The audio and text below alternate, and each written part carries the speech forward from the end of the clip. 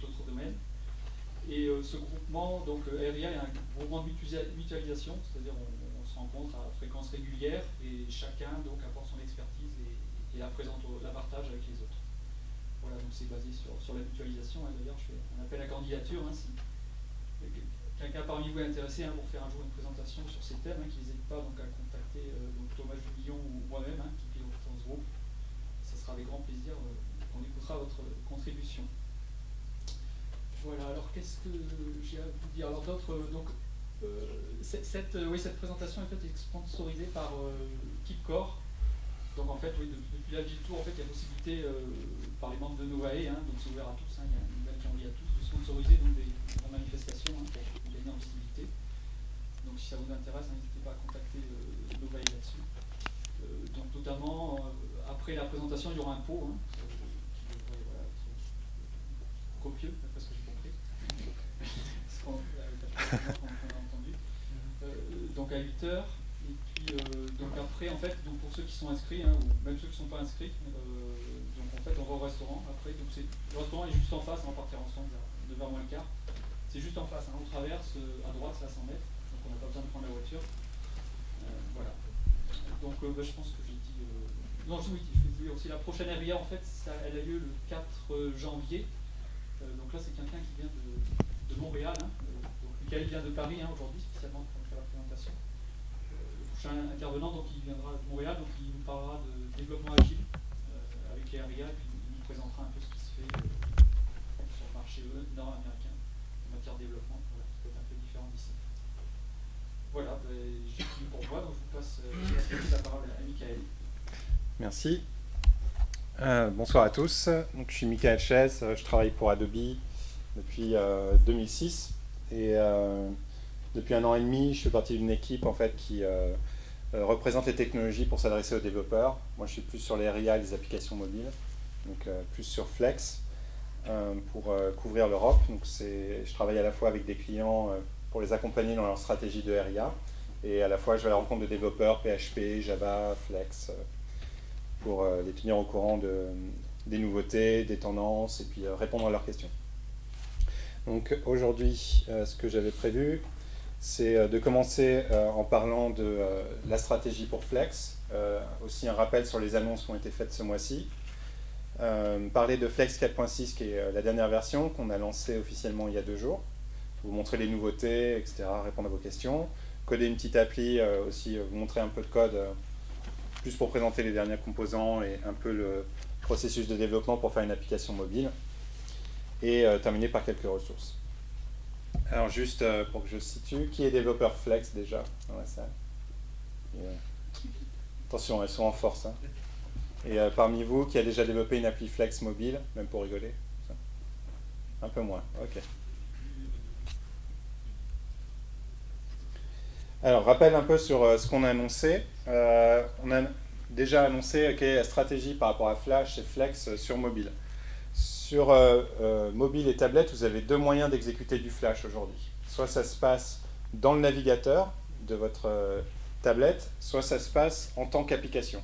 Si ça se passe dans le navigateur, ça s'exécute grâce au Flash Player, qui est un plugin, qui n'a jamais été accepté par Apple sur l'iPad et sur l'iPhone, et qui ne sera pas présent non plus sur les tablettes Microsoft avec Windows 8 Metro, parce qu'il n'y aura aucun plugin. Il n'y aura ni Flash, ni Silverlight, etc. Il faudra passer en mode desktop pour revenir dans un mode traditionnel. Et il y aura bien sûr Flash sur le mode desktop de Windows 8. Donc ça, c'est le premier mode. Et l'autre mode, c'est grâce à un autre environnement d'exécution qui s'appelle R, qui permet de prendre votre application Flash, ça peut être un jeu ou une application Flex, et de l'exécuter comme si c'était une application native que vous téléchargez donc sur l'App Store, sur l'Android Market ou sur le App World de BlackBerry. Et cette techno sera disponible sur Windows 8 Metro. On travaille déjà avec Microsoft, on échange déjà avec eux là-dessus. Donc ce qu'on a annoncé, c'est qu'en fait, on allait stopper la R&D sur la première façon d'exécuter du Flash, sur le plugin. Aujourd'hui, il est déjà en version 11.1 sur Android et sur les BlackBerry. Et c'est déjà suffisant pour exécuter tout le contenu web qui a été créé en Flash depuis 15 ans. Lire des vidéos, lire des animations, etc. Par contre, on stoppe la R&D parce qu'on se rend compte qu'au niveau des usages, Quand on prend une tablette et qu'on lance le navigateur, c'est plus pour consulter de l'info, récupérer vite de l'information. Mais dès qu'on va avoir une expérience riche, comme par exemple un jeu, faire du multitouch, etc., ça passe en mode appli en fait. Et il n'y a personne qui, pendant 1 an et demi, on a sorti de la techno il y a 1 an et demi, j'ai vu aucun développeur et aucune agence interactive viser en fait le Flash Player dans le navigateur des mobiles. À chaque fois qu'ils faisaient un développement pour mobile, ils visaient R, voilà, et jamais le plugin. Donc ce qu'on a dit, c'est qu'on stoppait la R&D, mais ça marche encore. C'est-à-dire que là, il y a les tablettes Android 4 qui vont sortir. Il y aura toujours le Flash Player 11.1 qui permettra de naviguer et de voir du Flash. Hein. Ça ne va pas être supprimé, je dirais. Et ce qu'on a annoncé, c'est que si les constructeurs veulent continuer la R&D, ils le peuvent. Donc ça va être le cas de RIM, parce que pour eux, c'est une vraie façon de se démarquer. Et ils ont annoncé en fait que la nouvelle génération de smartphones BlackBerry l'année prochaine serait basée sur le même OS que le Playbook. Donc ça, c'est cool pour les développeurs Flex, parce que vous pourrez aussi faire des applis sur les smartphones BlackBerry. Eux, ils vont continuer le Flash Player, de l'adapter, de le supporter, etc. Mais sans les ingénieurs Adobe. Parce que les ingénieurs qui travaillaient sur ce plugin dans le navigateur vont maintenant travailler sur R pour renforcer la stratégie de R sur mobile.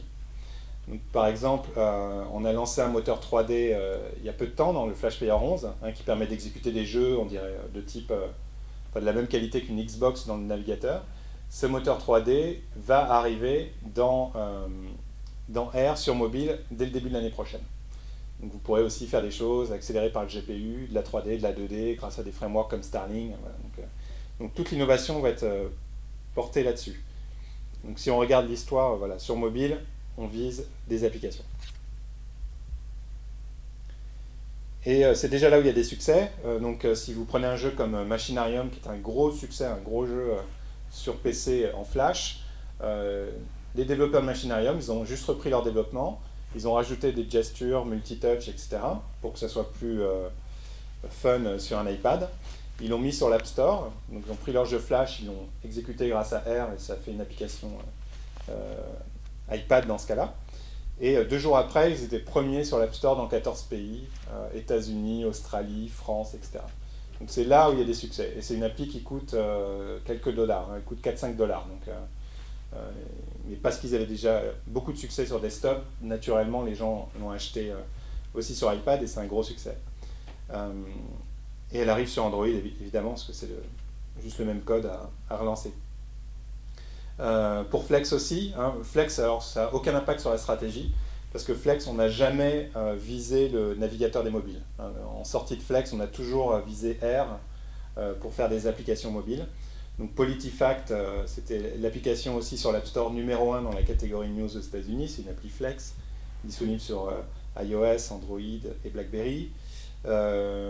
Narcissus, c'est une application que j'ai développée qui est disponible sur l'App Store aussi, développée en Flex pour analyser vos comptes Twitter, etc. Donc c'est là-dessus déjà qu'il y a du succès, donc c'est pour ça qu'on investit dessus.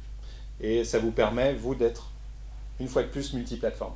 Parce que déjà, si vous adressez déjà iOS et Android, vous avez déjà 100% des tablettes que vous adressez.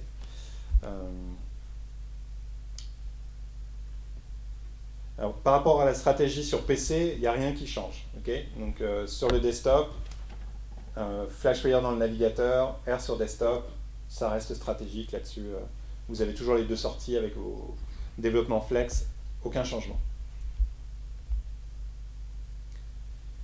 Par rapport à Flex et son futur, donc la version 5, ce qu'on a annoncé, c'est qu'en fait, si on reprend l'histoire de Flex, Flex c'est déjà un framework qui a plus de 6 ans.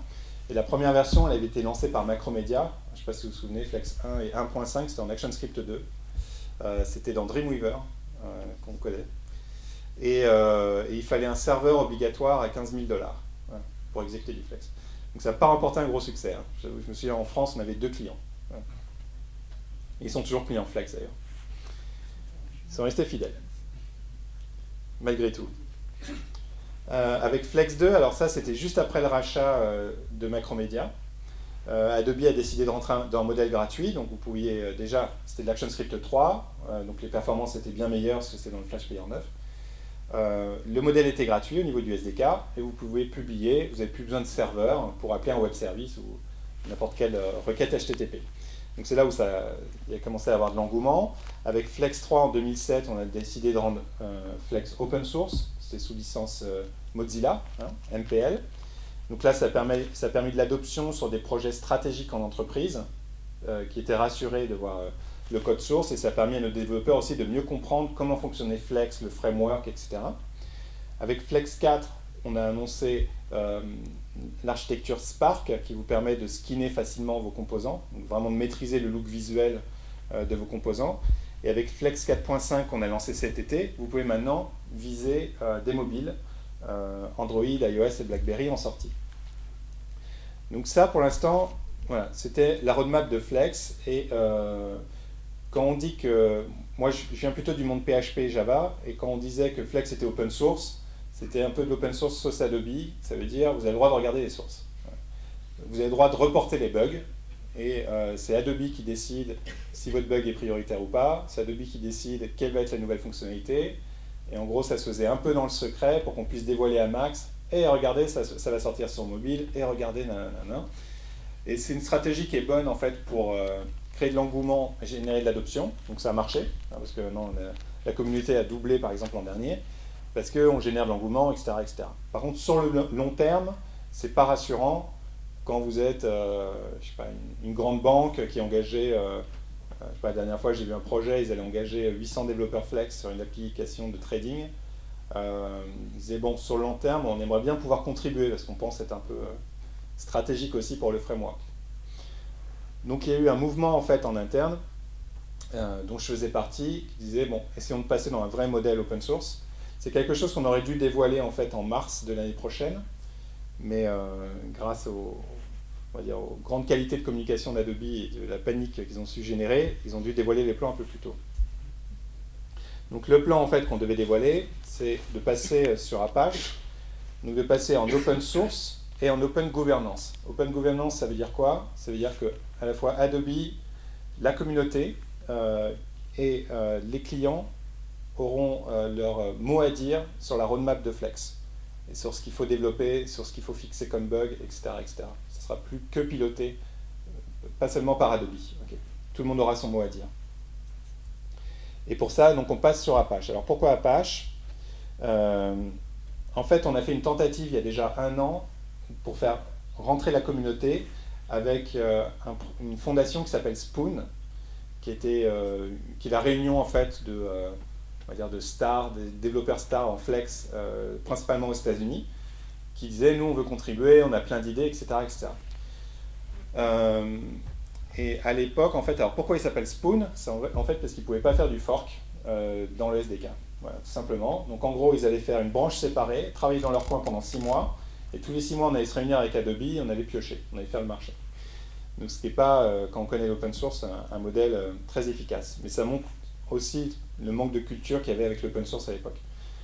Mais dans le même temps, la chance en fait qu'on a eue, c'est qu'on a fait l'acquisition d'une société qui s'appelle Day Software, qui édite un CMS d'entreprise très évolué, qui ne repose que sur des briques open source Apache, qu'ils ont créées et ils contribuent toujours.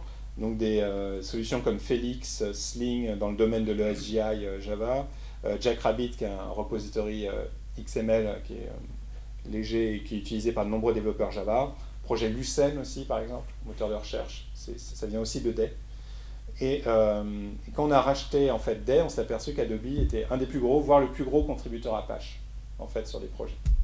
Et avec beaucoup de succès, parce que Day c'est une solution, c'est une des solutions qui remporte le plus de succès actuellement chez Adobe. Quand on a fait l'acquisition de PhoneGap, et quand on a annoncé ça au marché, on a tout de suite reçu des coups de fil de grands clients et de grands éditeurs qui nous ont dit ok, bon, Adobe, bon, très bien, mais nous, on a des projets stratégiques déjà enclenchés sur PhoneGap et on aimerait contribuer. Donc on s'est dit, bon, allez, on passe sous Apache, et du coup, il y a IBM qui a annoncé qu'en fait, il est un des principaux contributeurs sur le projet PhoneGap, c'est en fait IBM. Presque à hauteur d'Adobe. Donc ça vous montre comment on peut rentrer comme ça des grands acteurs sur le projet. Donc c'est grâce à ces expériences heureuses qu'on a déjà avec Apache, et du bon relationnel qu'on a avec eux grâce à Day, en fait, qu'on peut aller vers cette fondation. Donc qu'est-ce qu'on va donner à Apache? Donc tout le SDK que vous connaissez déjà, aussi tous les composants qu'on préparait pour Flex 5 et qu'on passait en Spark. Donc le TreeView, Advanced Data Grid, etc. Tout ça, on a déjà démarré les développements pour les passer en Spark. On va directement les dévoiler en open source avec Apache. Ce qu'on a réussi à entraîner avec mon groupe dans le mouvement, c'est de dire, quitte à passer à Apache, en fait l'objectif, c'est pour moi, c'est que Flex devienne à la RIA ce qu'est Tomcat en standard en serveur HTTP. C'est-à-dire je veux que Flex devienne la stack standard pour faire des RIA d'entreprise. Donc du coup, c'est comme ça qu'on a réussi à entraîner dans ce mouvement Blaze Data Service, qui est le pont Java entre Flex et des objets Java pour faire du remoting et du messaging HTTP. On a réussi à emmener, alors ça c'est la bonne nouvelle, Falcon, qui en fait aurait dû être un compilateur qu'on vendait avec Flex 5 et qui du coup passe en open source. Donc c'est un compilateur de nouvelle génération qui est 10 fois plus rapide et qui va permettre notamment, donc aujourd'hui quand vous codez que vous faites des erreurs, vous devez faire CTRL-S pour voir les erreurs. Okay. Avec Falcon en fait ça sera temps réel. Vous aurez le live code highlighting et puis plein d'autres fonctionnalités comme ça, beaucoup plus simples. Falcon aussi il est scalable, donc si vous avez aujourd'hui un temps de compilation qui est de 30 secondes avec 2 CPU, si vous passez à 4 CPU, ça va être à 15 secondes, etc. Donc, ça va être, ce qui n'est pas le cas aujourd'hui. Hein. Aujourd'hui, vous pouvez acheter 8 CPU, vous aurez exactement le même temps de compilation. C'est lié au compilateur. Donc un compilateur beaucoup plus avancé, ça fait déjà 2 ans qu'on travaille dessus avec les ingénieurs. Et un autre projet, alors ça qui était tenu secret, qui s'appelle FalconJS, qui est un compilateur qui prend un projet Flex et qui sort du JavaScript et du HTML. En fait, qui est né d'une étude interne, avec la telle poussée qu'il y a avec HTML5 en ce moment, on s'est dit, bon, est-ce qu'on ne peut pas prendre un projet Flex et sortir directement du HTML et du JavaScript? Donc ils ont développé ce compilateur. La conclusion, c'est qu'au final, il manque trop de choses à HTML5 et JavaScript. C'est pas du tout prêt. Ça sera peut-être prêt un jour, peut-être à mon avis, horizon 4-5 ans, le temps que les specs se mettent à jour, que ce soit implémenté dans les navigateurs, etc. Et après, il y aura le temps que les utilisateurs mettent à jour leur navigateur, donc on a du temps. Mais l'idée, c'est de dire que, en fait, Flex, la beauté de Flex, c'est en fait, c'est la façon dont on programme, c'est que tout a été conçu pour faire une RIA, tout a été conçu pour faire de l'interface, créer une logique côté client, etc. Alors qu'aujourd'hui, quand on regarde HTML qui essaye de faire ça, c'est que du dérivé, en fait, parce que HTML, à la base, n'a pas été conçu pour ça. Donc je pense qu'HTML va évoluer à un moment, il y aura une volonté d'évoluer vers de la description plus applicative. Mais un truc tout bête, quand vous déclarez un tag MXML, un composant, en fait, vous instanciez une classe, vous voyez, on étend une classe, quoi. C'est pas le cas en HTML, c'est pas du tout ça, on est dans une toute autre logique, quoi. Donc aujourd'hui, il manque beaucoup de choses, beaucoup de trucs très simples, comme du data binding en Flex. Dans le monde HTML, c'est encore, il y a des essais, mais on sent que c'est pas assez mûr. Mais par contre, ce qu'on souhaite, et c'est pour ça qu'on met aussi en Apache pour que la communauté contribue, c'est que le jour où HTML5 est prêt, on est juste à presser un bouton, et votre projet Flex, vous aurez les deux sorties, Flash ou HTML. Donc ça, je me suis permis d'envoyer quand même quelques livres à nos Américains. Parce que quand on explique simplement, bon, tout va bien, mais bon, apparemment... Alors, à l'heure des charges, en ce moment, on peut tout annoncer avec Adobe dans la presse, ça sera mal perçu. On peut dire Flash sauve des enfants, ils vont trouver du mal à dire. Donc, c'est très compliqué en ce moment. Donc, un point sur le HTML5. Donc, ce que je vous disais, pour les RIA d'entreprise, clairement, dès qu'on veut faire, les projets sur lesquels je travaille, où on implique plusieurs développeurs, on veut faire de l'intégration continue, vraiment maîtriser l'expérience, que tous les utilisateurs, qu'ils soient sur Mac, Windows, quel que soit le navigateur, ils aient exactement la même expérience. Flex est clairement leader et va le rester encore au moins 4-5 ans. Par contre, on n'est pas dans une optique aveugle où on se dit Flash sera toujours la meilleure sortie. Donc si à un moment HTML5 est prêt, on sera prêt. Voilà. Parce que ce que je dis toujours, c'est que ce qui me fait halluciner en ce moment, c'est HTML5 aujourd'hui est en train de rattraper ce que Flash a amené en termes d'animation sur le web, lecture de vidéo, voilà, on sent des éléments comme ça, et c'est très bien. Simplement, ce les développeurs HTML ne réalisent pas, c'est que c'est pas parce que je vous rajoute la capacité de faire du design interactif que vous allez devenir un designer interactif. Designer interactif, c'est un métier. C'est pas un langage. Donc je peux vous donner la possibilité d'animer des choses, c'est pas pour ça que ça va être bien. Et en fait, l'ARIA, c'est exactement pareil. L'ARIA, c'est un savoir-faire, savoir maîtriser une expérience utilisateur, contrôler l'architecture d'une application côté cliente, etc., exposer des services, c'est un savoir-faire.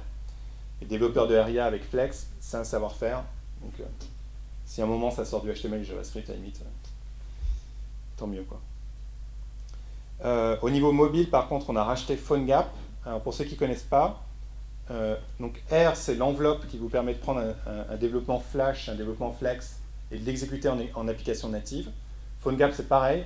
C'est l'enveloppe qui vous permet de prendre un développement HTML et JavaScript et de l'exécuter en application native mobile. Voilà. C'est exactement la même chose. Donc ça veut dire qu'on développe en HTML au démarrage. Hein. Donc à vous de choisir le framework, Dojo ou jQuery mobile, etc. Et ça transforme en appli native. Donc c'est plus, pour l'instant, de ce que j'ai vu, c'est plus des applications que j'appelle content-driven. C'est-à-dire qu'on veut présenter du contenu un peu éditorial, passer entre quelques vues. On peut faire des trucs bien avec PhoneGap. Dès qu'on veut faire du jeu, des applications proches du natif, jouer avec la caméra, etc., on est quand même beaucoup plus rapidement dans le monde Flash, Flex et R. Voilà pour l'intro. Est-ce qu'il y a des questions sur déjà la stratégie sur cette étape-là, avant que je présente Flex 4.6? Ouais. Juste, j'ai pas trop saisi le rapport entre open source et Apache. Juste les sources vont être chez Apache. Alors en fait, Apache, c'est pas que... quand on mettait les sources chez Mozilla, en effet, c'est une licence qui est associée, un droit d'usage et une façon d'exposer les sources. Apache, en fait, il y a une philosophie de gouvernance. C'est-à-dire qu'en fait, on règle un équilibre sur... quand on propose une nouvelle fonctionnalité par rapport à une technologie, par rapport à Tomcat par exemple, il y a des entités, différentes entités qui gouvernent le projet Tomcat, et il y a une sorte de vote démocratique qui est pondéré pour dire « Ok, on l'implémente et voilà comment on va l'implémenter ». Un peu comme le consortium, c'est un peu cette approche-là, mais en beaucoup plus rapide et léger. Donc Apache va nous permettre d'avoir cette open governance, ce qui n'était pas le cas avec Mozilla. Ouais.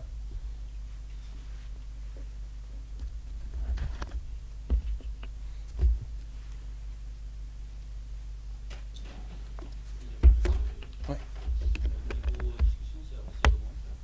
Alors au niveau discussion avec Apache, la question c'est à quel point c'est avancé. Donc au niveau des discussions, déjà le fait qu'on puisse dire Apache, ça veut dire que c'est avancé. Parce que juste le fait de révéler qu'on va proposer à Apache, il fallait remplir 15 conditions, avoir un sponsor interne, c'était un truc incroyable, quoi. Et donc on peut dire que c'est avancé. Et j'ai une première réunion la semaine prochaine aux États-Unis avec la communauté, certains clients et Apache pour qu'on définisse le plan. Donc en janvier, on communiquera le plan en fait. Il n'y a pas encore de date, donc tout ça on va le communiquer en janvier. À savoir que le plan initial pour Flex 5, c'était le printemps. Ça c'était le plan déjà sans qu'on ait annoncé la stratégie, etc. Au niveau des produits, tout va en même temps, ce que vous avez présenté Flex, BSDS, où il y en a... Alors, au niveau des produits, tout ce qui est à gauche, Flex 5, SDK et BlazDS, ça va aller en même temps. Falcon, on attend que les ingénieurs Adobe terminent leur développement, parce que c'était pas prévu qu'ils passent open source, donc ils doivent tout documenter, etc. Et donc ça va arriver... ouais, c'est documenté, mais à la sauce Adobe, comme d'hab. On connaît tout ça. Donc ça va arriver en 2012, mais je pense mi-2012, pas plus tard. Mi-2012, donc les autres sont avant. Donc les autres sont avant.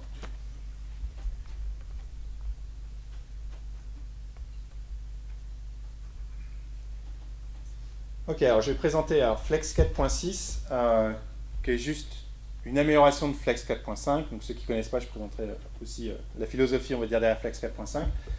Flex 4.6 a été lancé il y a 2 jours, hein, donc c'est tout récent. Juste, alors il y en a quelques-uns qui ne connaissent pas Flex, juste expliquer quel est le rôle de Flex et pourquoi ça a du succès aujourd'hui sur le desktop.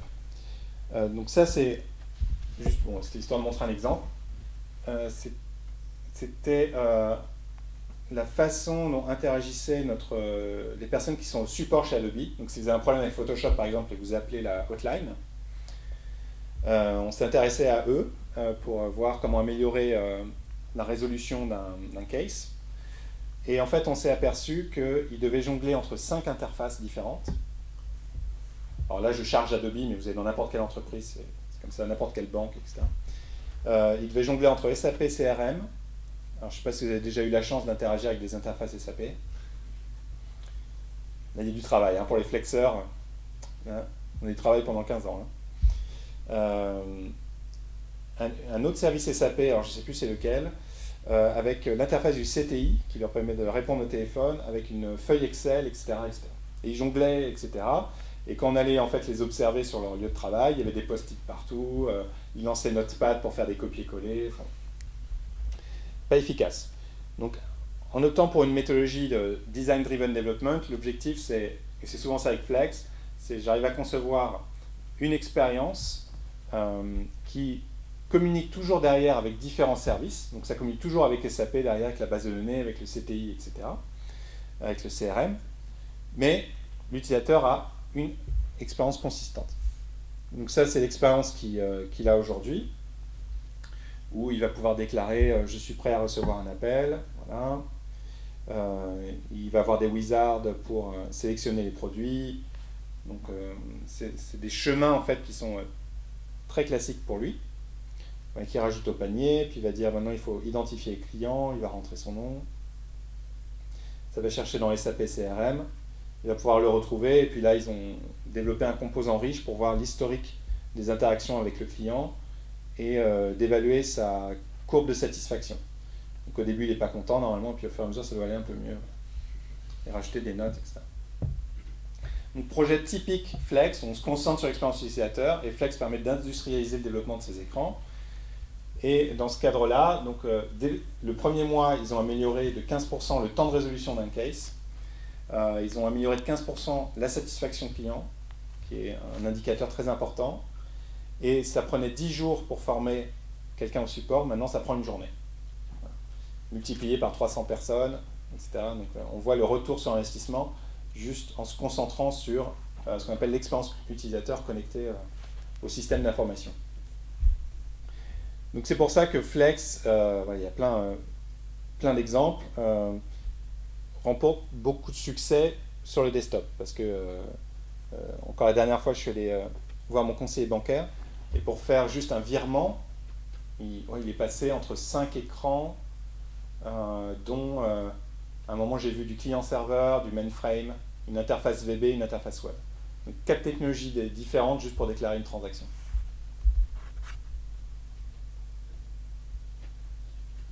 Donc ça, ce sont les projets Flex classiques. Et tout le mouvement qu'on essaye d'initier depuis Flex 4.5, donc c'est très récent, depuis juin de cette année, c'est de permettre de prolonger ces expériences-là aussi sur les mobiles et les tablettes. Aujourd'hui, si vous voulez faire une appli native, donc il y a différentes sorties possibles. Faire du native sur iOS, bon, il faut apprendre Objective-C, et il faut acheter un Mac, sinon vous ne pouvez pas développer, c'est avec Xcode. Si vous voulez faire du natif sur Android, bon là c'est plus ouvert, mais c'est du Java avec l'Android SDK. Sur le BlackBerry, avec leur OS QNX, qui équipe déjà le Playbook et les nouveaux appareils, là c'est encore un autre langage, c'est du C. Et il va y avoir de plus en plus d'OS, en fait. Donc on sait déjà que ça coûte très cher, il faut vraiment être une très grande marque pour pouvoir faire un développement, avoir une équipe Objective-C, une équipe Android, etc.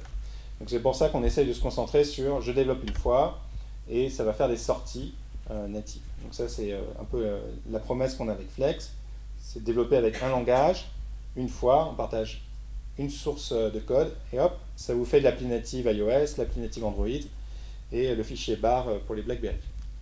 Et ce sera le cas sur Windows 8 Metro. Et là où c'est intéressant, c'est quand vous avez aussi des projets desktop, c'est que vous pouvez partager une très très grosse partie de votre code dans une librairie partagée. Chez les clients, en ce moment, je constate, c'est entre 75-85% du code qu'on peut réutiliser dans une librairie partagée. Et ensuite, on fait des projets qui référencent cette librairie avec une sortie desktop pour l'expérience utilisateur au clavier et souris, une sortie tablette et une sortie smartphone, par exemple.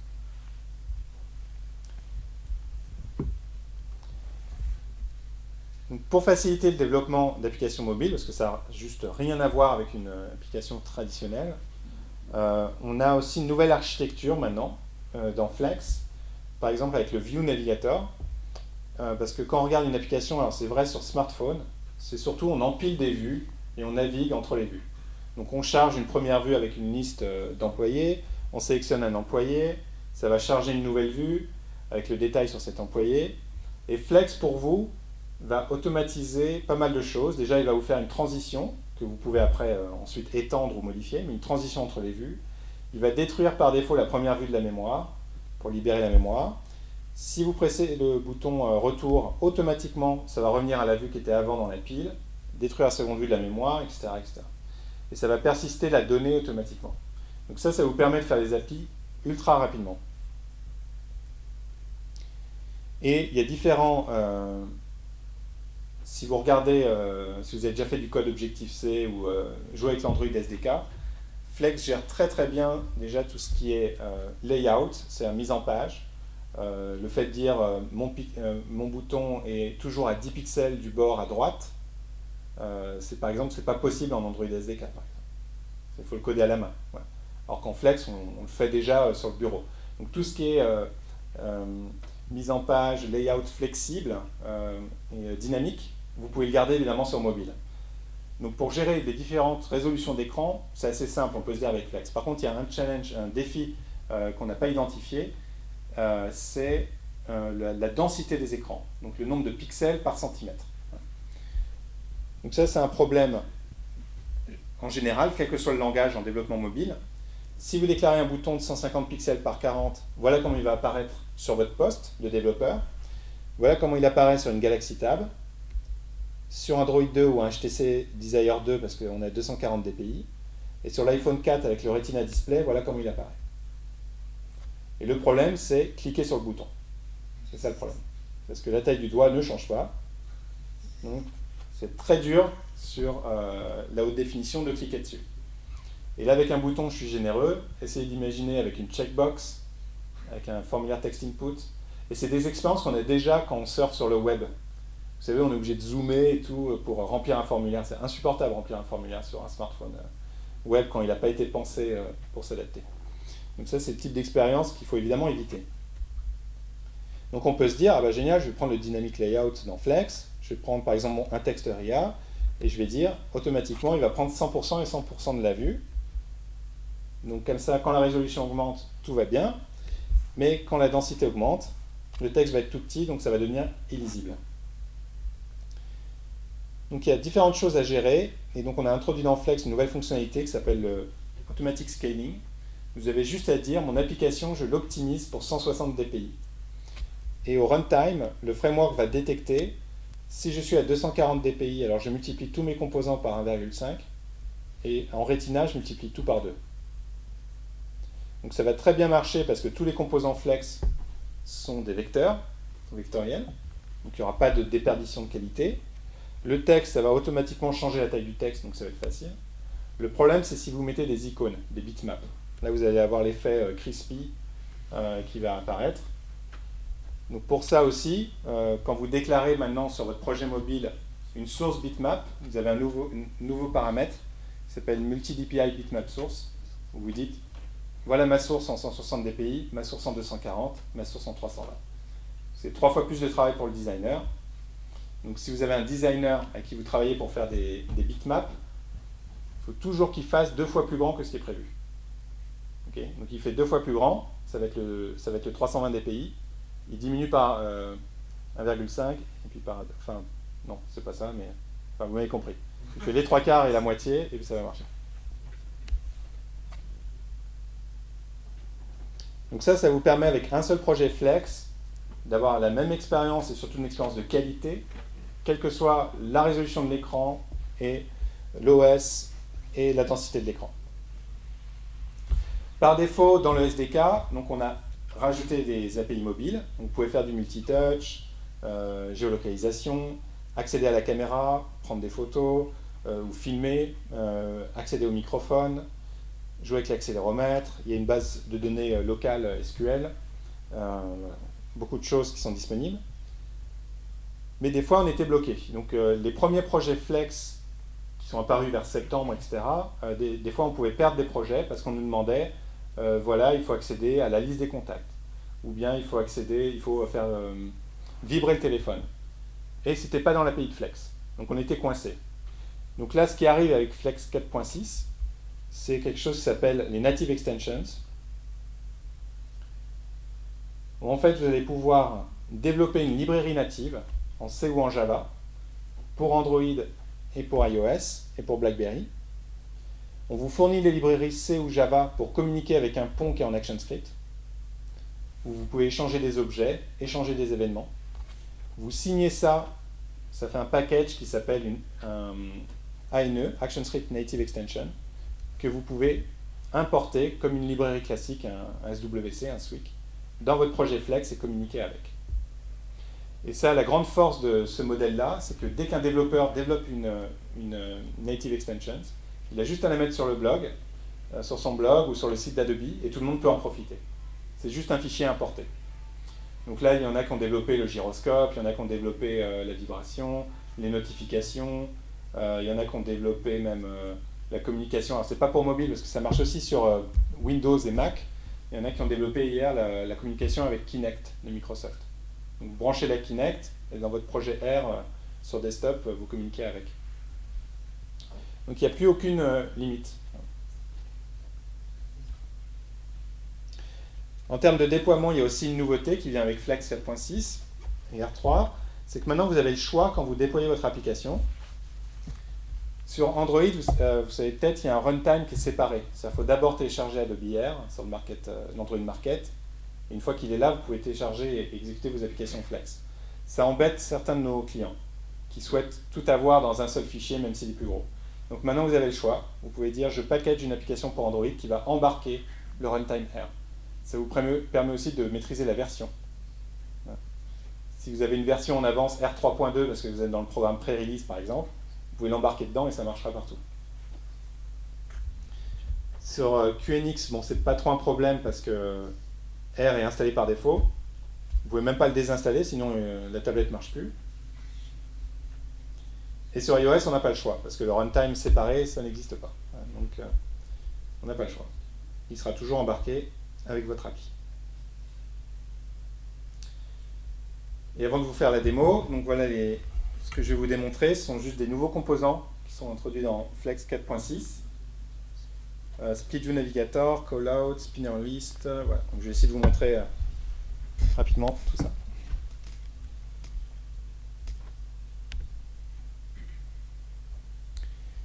Ok, donc ça c'est Flex 4.6. Ce que je vais faire, c'est... vous allez voir que c'est simple, parce que si j'arrive à coder avec une main, ça vous montre que c'est facile. Hein. Alors, on va créer un nouveau projet mobile. Donc là, vous avez quelques options. Directement, vous pouvez dire c'est pour iOS, BlackBerry et Android. Quel type de navigation vous voulez. Voilà, je veux automatiquement que ça redimensionne. Bon. Là, vous avez déjà pas mal d'options. Ça va vous créer un premier projet. Donc, un projet Flex, c'est juste voilà, une application qui dit « je charge une première vue ». Voilà. Et donc, pour l'instant, j'ai juste une vue qui est vide. On va l'appeler Speaker. Ce que je vais faire, c'est récupérer juste un petit fichier XML pour qu'on puisse jouer avec de la donnée. Où est-ce qu'il est? Voilà. Donc juste pour récupérer de la donnée. Donc là, je le fais en local, mais on imagine que vous pouvez évidemment l'appeler sur un serveur distant, appeler un web service, ça serait exactement pareil. Donc là, on va faire que, voilà, ce qu'on va dire, c'est que dès que j'arrive dans ma vue, je vais déclarer un HTTP service qui va aller taper sur ce fichier XML. C'est un appel asynchrone, donc il faut que je gère un résultat. Et en une main. Voilà. Donc ce que je vais faire, c'est que quand la vue est chargée, on va lancer cette requête. Alors si vous développez sur mobile, d'habitude sur Flex, sur desktop, on utilise quel événement? Creation complete. On n'utilise jamais sur mobile. Okay. Petit conseil, sur les vues, view activate. Parce qu'il va se déclencher sinon un tout petit peu pendant la transition et ça va vous créer un petit lag. Voilà. C'est pour les puristes. Je vous conseille view activate. Ouais. Alors regardez, grâce à Flash Builder 4.6, j'ai rien à faire. Paf. Donc quand ma vue est activée, je lance la requête. Voilà. Donc ça va lancer, je vais recevoir un résultat. On va déclarer une liste. Et parce que je suis dans un projet mobile, ça va charger la skin mobile, donc la liste qui est normalement sur desktop, le composant où j'aurais dû avoir une scroll bar et interagir avec le clavier, là va prendre un look mobile avec du touch, etc. Donc voilà la liste. Je vais juste fixer quelques dimensions, histoire qu'elle prenne tout l'écran. Et puis voilà. Puis on va lui dire quand même d'afficher, pour l'instant, juste le nom du speaker. Et quand on va recevoir un résultat qui vient du XML, on va lui demander event.result. Donc ça c'est la structure que je reçois. De mettre en boucle, je vérifie, hein, le nœud est bien speaker et je mets en boucle sur les speakers. Ouais, ça. Ok. Alors quand vous compilez la première fois, quand vous compilez un projet mobile, il va vous proposer, alors est-ce que vous voulez faire de l'émulation sur le desktop, donc ça c'est super pratique, ou directement sur votre appareil.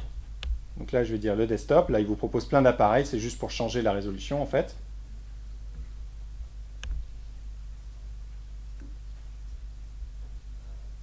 Oh. Et je ne dis rien, c'est... Je vais dire plus fort.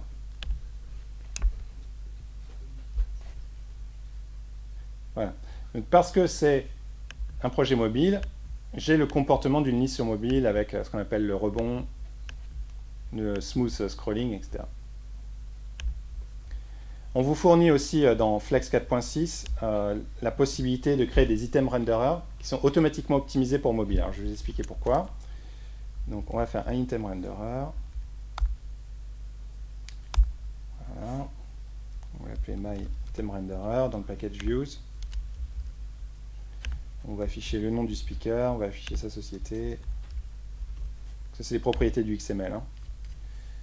Je crois que c'est thumbnail X. Voilà. Donc là ça va créer une classe que vous pouvez étendre bien sûr. Et celle-là est optimisée pour mobile. En fait c'est une classe, si vous regardez le code, qui contient des astuces de mise en cache bitmap, des items renderers pour profiter de l'accélération GPU, enfin bon, il y a plein de trucs derrière qui sont bien faits. Et aussi par défaut, ça va activer ce qu'on appelle le virtual layout. Alors je vais essayer de vous montrer ce que ça fait. En fait, il va charger en mémoire au fur et à mesure que je scroll, vous voyez. Tac, voilà. Donc même si vous avez une liste avec 10 000 éléments, vous allez pouvoir scroller avec la même fluidité parce qu'il met en mémoire, c'est comme du data paging mais pour ce qui est visuel. Donc c'est quelque chose, alors si vous voulez le désactiver, c'est use virtual layout, c'est un booléen, vous pouvez le mettre à faux.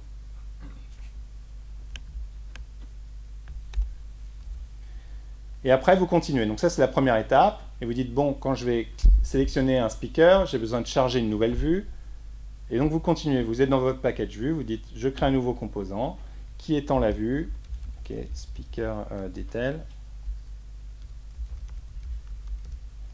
Voilà, les détails sur le speaker. Ça vous recrée une vue qui est vide.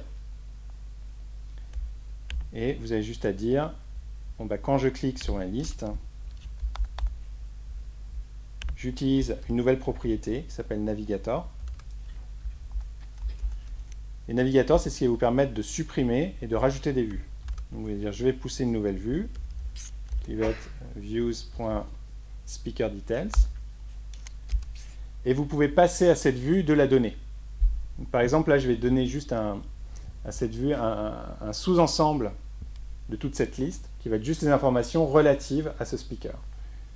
Donc ça, je vais juste faire list.selectedItem, qui va juste renvoyer l'objet en relation avec ce speaker. Et ça, du coup, les propriétés nom, compagnie, je vais les retrouver quand je vais passer là. Et c'est mis de façon abstraite dans un objet qui s'appelle data. Donc quand vous arrivez dans une vue, vous allez juste faire du data binding sur data et rentrer la propriété que vous souhaitez.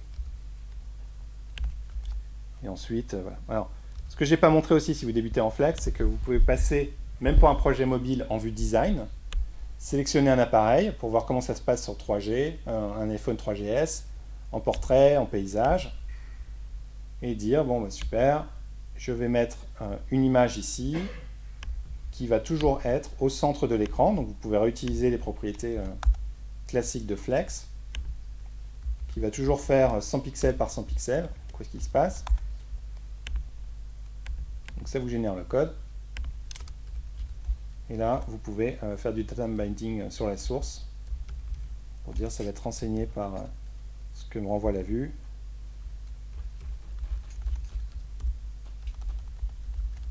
Voilà. Alors une fois que je vais arriver là, il me faut un bouton retour. Sur Android ça va parce que vous avez la clé retour, mais sur iOS vous ne l'avez pas. Donc vous avez aussi des propriétés par rapport à la action bar, qui est la barre qui est en haut de votre écran. Vous pouvez dire j'ai envie de rajouter du contenu de navigation. C'est un tableau, donc ça attend un tableau de composants. Donc vous pouvez dire je vais rajouter un bouton par exemple, ou le label ça va être retour. Et quand je clique sur le label, quand je clique sur ce bouton, je vais me resservir du navigateur qui me permet de gérer tout ça. Et je vais détruire la vue actuelle. Pop view, c'est comme éclater une bulle, c'est pareil. Voilà, donc là on voit en 5 minutes on peut créer une structure, bon, là, qui pour l'instant est super simple. Voilà, avec mon bouton retour. Si on passe, alors on voit que Flex gère automatiquement le portrait et le paysage. Voilà. Il reçoit bien l'événement, vous voyez, ça recentre bien, etc. Donc ça c'est Pop View, ça c'est quand je clique sur le bouton Back. Ce que je vais faire, c'est que je vais rajouter un breakpoint ici, pour vous montrer que vous pouvez aussi débugger directement sur l'appareil. Donc je vais dire, je vais débugger ce projet-là sur l'appareil en USB, ou bien vous pouvez le faire en Wi-Fi si vous êtes sur le même réseau. Donc sans le brancher. Donc là, il va le compiler, il va vérifier que j'ai bien le runtime R sur mon mobile Android. Si ce n'est pas le cas, il va vous l'installer automatiquement. Il va installer, donc ça utilise la commande ADB de l'Android SDK, mais vous n'avez pas installé l'Android SDK, c'est directement dans Flash Builder, pour déployer l'application sur le mobile, et ça va la lancer. Donc la première fois, ça prend 1 minute, et après, c'est beaucoup plus rapide. Ouais, donc là, c'est en train de la lancer sur mon mobile. Il est en train de se connecter au débugger, ça y est. Il a trouvé la connexion. Donc là, vous pouvez faire du trace, etc. Hein, donc là, j'ai bien ma liste. Voilà. Donc je vais rentrer sur un speaker. Je vais appuyer sur le bouton Back, et normalement, voilà. Ça stoppe le débugger.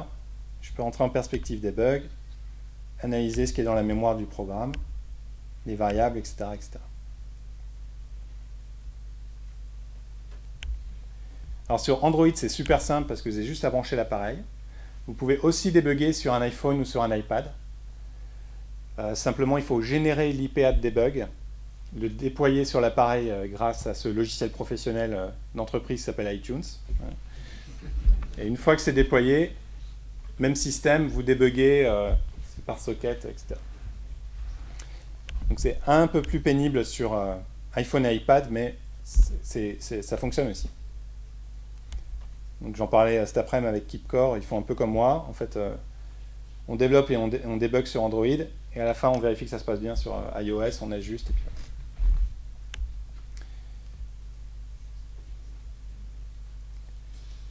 Donc après, au niveau des nouveaux composants, alors ce que je peux vous montrer.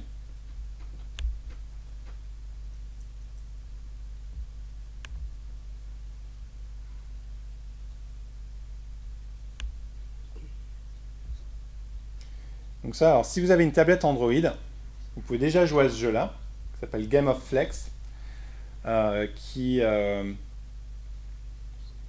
un jeu, mais qui est plus en fait des exemples pour découvrir Flex. Donc je vous montre un exemple. Par exemple, il y a un nouveau composant qui s'appelle le Buzzy Indicator. Voilà. Et je pose une question stupide à chaque fois. Alors, quelle est la forme du Buzzy Indicator? Ah bah c'est un cercle. Ok, bravo. Voilà, vous avez déjà marqué un point. Et si vous répondez bon à tout, vous remplissez un formulaire pour gagner Flash Builder. Mais en fait, l'objectif, c'était plus de présenter des exemples. Et à tout moment, vous pouvez cliquer sur Snippet et voir le code, en fait. Donc, qu'est-ce qui est intéressant?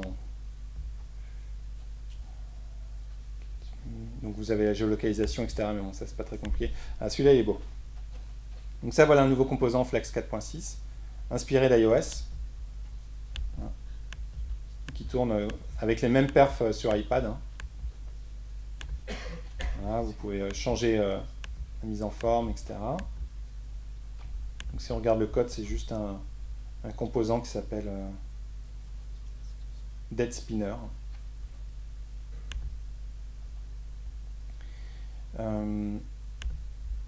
Ça, alors voilà, ça c'est ce qu'on appelle le call out button, qui va automatiquement adapter en fait la position de la pop-up en fonction, et voilà, puis c'est une pop-up que vous pouvez skinner, vous mettez ce que vous voulez à l'intérieur, c'est éditable. Voilà, vous pouvez forcer le fait qu'il soit toujours à gauche ou le fait qu'il soit toujours en bas. Voilà. Donc ça c'est call out button, aussi inspiré d'iOS. Donc les nouveaux composants, on va dire Flex 4.6, sont clairement à l'attention d'applications iPad. Là où sur Android, sur tablette, il n'y a pas encore de très fort UI pattern. Il n'y a pas encore des trucs très très forts qui définissent ce qu'est une application tablette Android. Alors que sur iPad, il y a déjà des composants graphiques qui sont quasiment obligatoires. Ça, c'est une nouveauté Flex 4.6 qui n'est pas très connue et qui est vraiment excellente. Alors que vous n'allez pas voir sur mon Mac, mais c'est si par exemple, vous avez un champ texte et vous savez que vous attendez un numéro de téléphone, vous pouvez rentrer un paramètre sur le text input pour dire « affiche-moi un clavier qu'avec des numéros » ou « affiche-moi un clavier pour rentrer une URL » et automatiquement vous allez avoir le bouton 3W. Un clavier, je sais pas, où tout est en majuscule obligatoirement. Vous pouvez personnaliser aussi le bouton retour.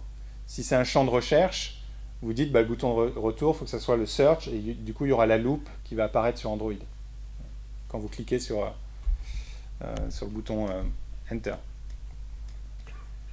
Et ça, c'est juste des paramètres à rajouter, c'est super simple. Voilà, le bouton retour, je veux qu'il y ait marqué Go. Le bouton retour, je veux qu'il y ait marqué Next. Dans mon text input, si j'attends un numéro de téléphone, je veux que le soft keyboard type, ça soit number. Super simple. Autre nouveauté, alors il y a le date spinner, mais vous pouvez mettre n'importe quoi dans un spinner. Okay, donc ça peut être une liste, des numéros, mettez ce que vous voulez. Il y a des nouveaux composants aussi, look iOS, mais que vous pouvez skinner, comme le toggle switch. Et generic callout. Ah oui, aussi ce que je voulais vous montrer, c'est que là, je suis en mode... attendez, je vais prendre une plus petite tablette pour vous montrer. Le zoom est un peu large sur cette résolution. On va essayer avec celle-là. Voilà. Okay. Là, je suis en mode paysage. Donc je mets la liste des questions à gauche et je charge dans une vue à droite les questions. Si je passe en mode portrait, je ne veux pas garder la liste à gauche, sinon ça va me prendre 50% de l'écran. Donc automatiquement, on voit que le framework masque la vue à gauche et la met dans un callout. Et si je sélectionne oui, SQL Database, et que je repasse ici, c'est toujours SQL Database qui est sélectionné. Donc c'est bien la même instance. Donc ça, c'est grâce en fait à un nouveau composant qui, voilà, le Split View Navigator. Split View Navigator, vous définissez deux views Navigator, la liste à gauche, la vue à droite. Et ce que je dis en fait, c'est que si je suis en mode portrait, je veux que ce bouton accueille ma première vue, en fait, celle qui contient la liste, en mode pop-up. Voilà.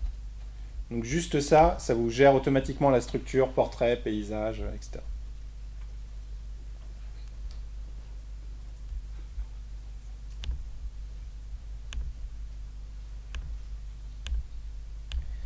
Et alors il y a plein de petites nouveautés cachées, dont une qui n'est pas très connue, donc je vais vous la montrer.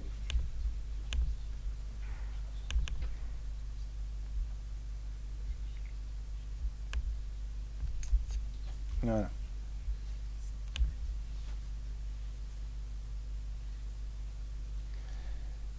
Ça, c'est un truc classique.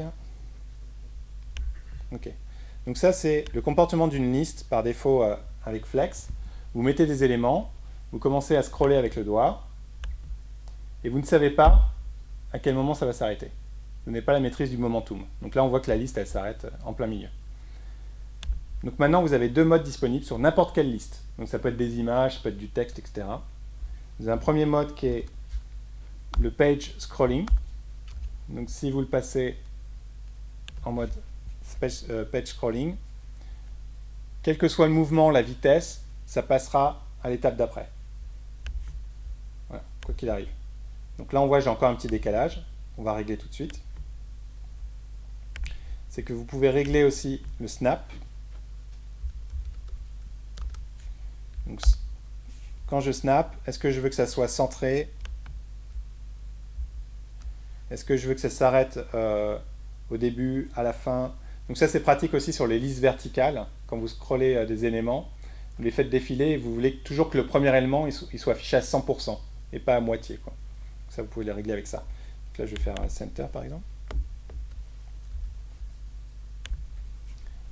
Maintenant, je vais exécuter.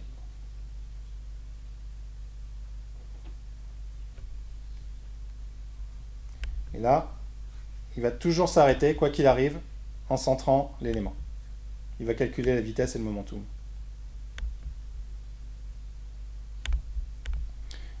Voilà, donc il y a plein d'améliorations un peu partout si vous avez déjà commencé le développement d'applications mobiles. Alors après, on peut évidemment faire des choses plus avancées. Donc je peux vous montrer une appli qui est disponible si vous avez un iPad. C'est une application que vous pouvez télécharger gratuitement. Ça s'appelle Narcissus. C'est pour ceux qui aiment se regarder sur Twitter. Voilà, c'est pour ça que ça s'appelle Narcissus. Donc en fait, ça vous permet, si vous êtes, alors si Twitter est stratégique pour vous, de charger un compte Twitter. Alors, je sais pas, on pourrait essayer. Attends, je vais d'abord vérifier que je suis bien connecté. Non, voilà. Bon. On va réessayer.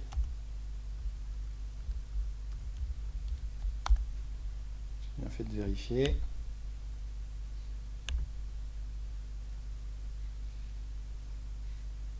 D'accord. Ok. Tiens, on va prendre. C'est quoi KeepCore le... Comme ça. Attends. Ouais, j'imagine que ça marche quand même en majuscule.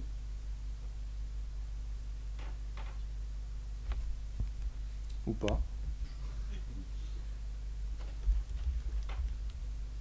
Ça m'étonne que ça soit sensible. À mon avis. Il y a Internet dans le navigateur, mais je ne sais pas si je l'ai vraiment en dehors. Non, je ne l'ai pas. Hein? ActuDeck, ça passe pas. Ah ok, donc ça passera pas. Ok. Alors c'est dommage. Comment je pourrais vous montrer? Alors je vais vous montrer qu'un compte existant. En fait, l'idée, c'est que ça va récupérer ceux qui suivent un compte Twitter, par exemple ceux qui suivent mon compte, et ça va les rentrer dans des catégories. Alors plus ils sont en bas à gauche, moins c'est des gens qui me suivent, mais qui ont très peu de followers eux-mêmes, et qui tweetent très peu. Donc, ce que j'ai appelé les newbies sur Twitter. Voilà. C'est pas péjoratif. Hein. En haut à droite, c'est les gens qui me suivent, qui ont eux-mêmes énormément de followers, et qui tweetent beaucoup. Et ça, c'est des paramètres que vous pouvez régler. Alors là, on voit typiquement un composant call-out button qui a été skinné. Donc je peux changer, ça c'est le slider, composant slider. Qu'est-ce que j'estime être un followers? Donc pour moi, c'est quelqu'un qui a plus de quelqu'un d'influence, quelqu'un qui a plus de 1000 followers par exemple. Et quelqu'un qui tweet beaucoup, c'est celui qui a au moins produit 800 tweets. Voilà. Et hop, ça va réadapter les cercles. Donc c'est inspiré de Google Plus cercle. Et après, on peut rentrer dans les cercles. Et là, on retrouve, vous voyez, ce que j'ai développé tout à l'heure, la liste classique. Et en fait, cette application Flex, c'est 8 views navigator. Donc, une application Shell qui est juste une application, et dedans, il y a 8 views navigator qui permettent de voir les views et le détail sur les views. Donc, voilà, si on clique ici, hop, j'ai le détail, je sais qui c'est, etc. Et pourquoi c'est intéressant, c'est qu'en fait, ici, alors j'ai un groupe avec... Attendez, je vais changer pour que ce soit plus marrant. 230 personnes. Si ces 230 personnes retweetent mes tweets, okay, ils peuvent toucher 11 000 personnes. Bon. Si ces 11 personnes retweetent mon tweet, ils peuvent toucher 25 000 personnes. Donc au niveau de mes efforts de communication, etc., je vais peut-être essayer de comprendre qui sont ces personnes, voilà, comment me mettre bien avec eux, etc. Ça vous permet aussi d'analyser les comptes Twitter de vos concurrents, savoir quels influenceurs les suivent, etc. Mais ce qui est intéressant au niveau développement, c'est si vous avez un iPad, c'est de voir à quel point vous avez exactement la même fluidité, etc. Une expérience vraiment super simple et super cool. Là, ce qui est dommage, c'est que vous n'avez pas les animations. Alors, je vais réessayer une dernière fois. Parce qu'il y a des animations à chaque fois qu'il y a un nouveau follower, il apparaît et il va se placer avec une animation dans la bulle. Mais bon. Là, apparemment, on n'aura pas la communication. Pas grave.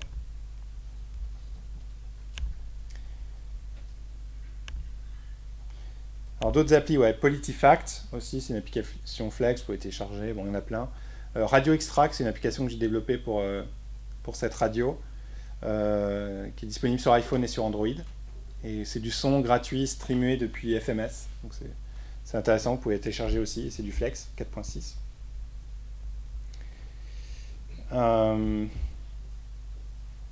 Encore une fois, alors il ne faut pas oublier qu'on soit sur mobile ou qu'on fasse de la RIA, c'est pas que de la technologie, c'est aussi votre rôle d'introduire une méthodologie de développement qui ne soit pas celle du développement d'applications traditionnelles. Où traditionnellement, en France, avec les MOE et MOA, on va voir l'utilisateur, on leur demande de quoi vous avez besoin. On exprime les besoins dans un document, on envoie ce document au service IT, qui fait des spécifications techniques basées sur les besoins. On code le back-end, éventuellement une interface à la fin quand même, et on livre. Voilà. Donc ça, c'est ce que je vois dans 8 cas sur 10 en entreprise. Et en fait, il n'y a pas trop de problème à la fin, parce qu'ils ne mettent pas les mécanismes pour recevoir des retours. Donc ils se disent, il n'y a pas de problème. En fait, le truc, c'est que ce n'est même pas utilisé, dans la plupart des cas. Parce que ça ne correspond pas aux attentes de l'utilisateur. Parce que très souvent, en fait, dans le monde de l'entreprise, ils partent avec la mauvaise question. Si vous allez voir un utilisateur, vous lui demandez de quoi avez-vous besoin, il n'en sait rien. Donc il va vous dire des trucs, ah ouais, j'ai vu le drag and drop sur Facebook, ça peut être pas mal. Mais il ne sait pas de quoi il a besoin. En fait, la question qu'il faut lui poser, toujours, c'est quel problème vous rencontrez dans votre métier, etc. Pas forcément sur les applis, en fait. Après, vous observez l'environnement, vous observez comment ils travaillent, comment ils collaborent, même dans le bureau, c'est intéressant, comment ils s'adressent à d'autres personnes, etc. Qu'est-ce qu'ils notent, est-ce qu'il y a des post-it, des machins. Et vous définissez l'expérience utilisateur, sur tablette, sur PC, peu importe, juste la UI, que vous pouvez valider directement à ce stade avec lui, optimiser avec les prototypes interactifs, ce que vous faites déjà. Comme ça, vous savez déjà qu'est-ce qu'il faut construire, et tout ce qu'il faut... en fait, ce qui est difficile à faire passer aujourd'hui, c'est de faire comprendre que l'architecture technique est là pour servir l'interface et l'expérience utilisateur. Alors que très souvent aujourd'hui dans les services informatiques, c'est l'opposé. On dit, bon, voilà mon architecture et les services que j'expose, qu'est-ce que je vais pouvoir bâtir comme expérience là-dessus. Et une fois que vous êtes dans ce mode-là, vous pouvez livrer. Et par contre, un conseil que je vous donne, qu'on fait de façon maintenant naturelle sur le web, mais je ne comprends pas pourquoi on ne le fait pas encore dans les RIA, dans les applications mobiles, c'est de rajouter de l'analytics. C'est tellement simple de rajouter des tags avec Omniture ou Google Analytics.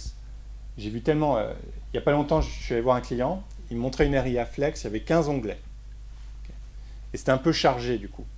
J'ai dit, waouh, pour les utilisateurs, il faut maîtriser, etc. Donc je lui ai demandé, bon, quels sont les onglets les plus utilisés? Je sais pas. Donc si ça se trouve, il y a 5 onglets sur 15 qui sont jamais ouverts. Et il n'en sait rien. Donc ça, c'est le seul moyen, c'est de rajouter de l'analytique. C'est super simple.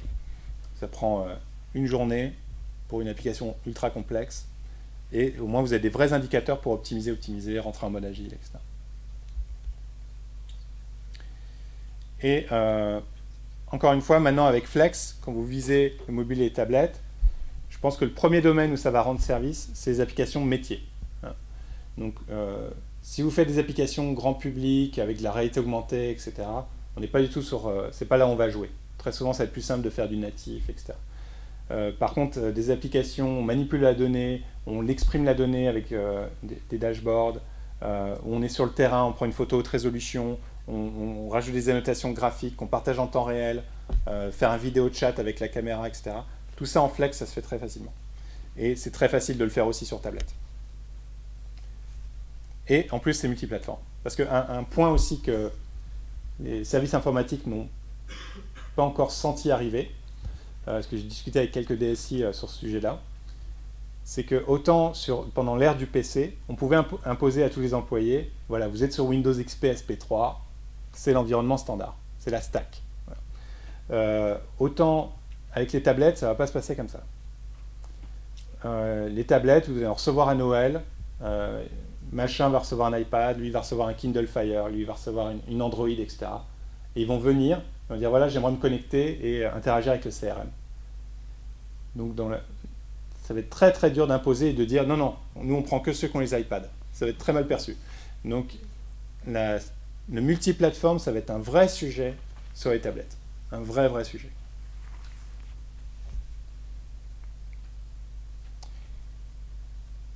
Donc le portail référence qui est maintenant est géré par mon équipe, c'est flex.org. On essaye en fait maintenant de réunir tous les tutoriaux techniques qui sont écrits par mon équipe et d'autres sur Flex, pour le desktop, pour mobile, etc. Et on est en train de réfléchir aussi au lancement d'un portail.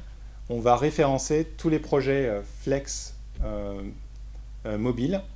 Parce qu'il y a déjà un showcase pour les projets desktop, mais je vais peut-être le repenser aussi, donc on va peut-être tout combiner. Mais en gros, si vous développez cette année des projets Flex mobile, et que vous avez l'autorisation juste de faire quelques captures d'écran et peut-être une vidéo, envoyez-les moi, pour que je puisse le mettre en avant. Voilà, parce qu'à chaque fois, je découvre plein d'applis, à chaque fois, je fais un événement. Donc je vais mettre en place un moyen de mettre en avant votre travail, en fait. Et voilà, donc mon blog c'est riagora.com, c'est là où je mets mes développements, mes articles et mes tutoriaux. Et si vous voulez me joindre, donc il y a deux façons, donc soit par Twitter c'est mchaise, ou mon email c'est pareil, c'est mchaise@adobe.com. Vous pouvez directement m'écrire si vous avez des questions, si vous voulez que je vous aide dans une phase de conviction, appeler un client, voilà, ça peut être n'importe quoi. Alors, je vérifie l'heure. Donc, ce que je vous propose, c'est qu'on a 20 minutes pour faire les questions en amphi. Et après, on pourra faire les questions en buvant. Donc, demandez-moi le micro, hein, si vous avez une question. Voilà. Petite question concernant Flash Catalyst. On n'en a pas entendu beaucoup parler ces derniers temps. C'est quoi son avenir? Alors, son avenir va être révélé... alors la CS6 en fait va sortir en avril. Donc et Flash Catalyst est très lié aux outils de design évidemment, donc il est lié au cycle de la CS6. Donc c'est là en fait où on va dévoiler le truc. Après je vous cache pas que alors relevez la main ceux qui font du flex. Parmi ceux qui font du flex, qui utilisent Catalyst en production.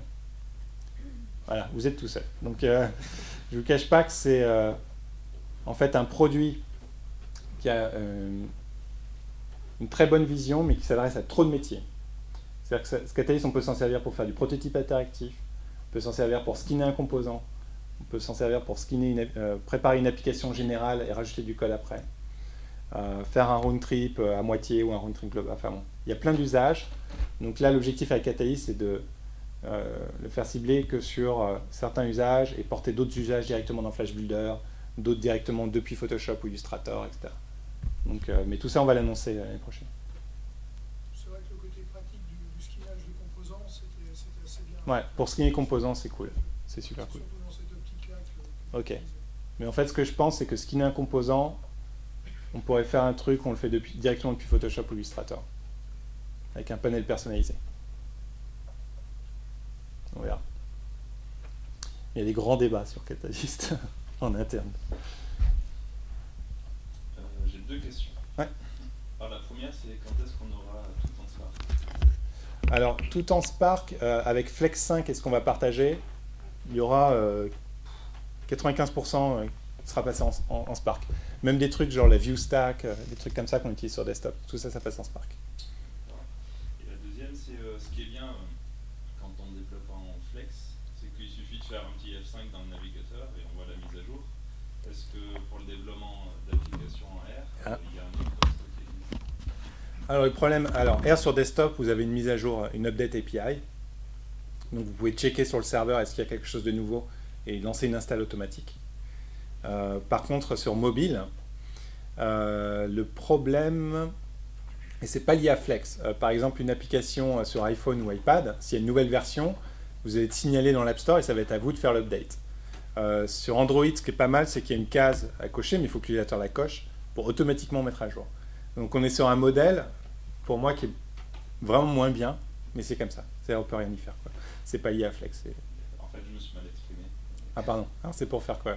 En fait, c'est pendant le développement, pour voir le développement qu'on a fait, le mettre à jour pour un site. Ah non.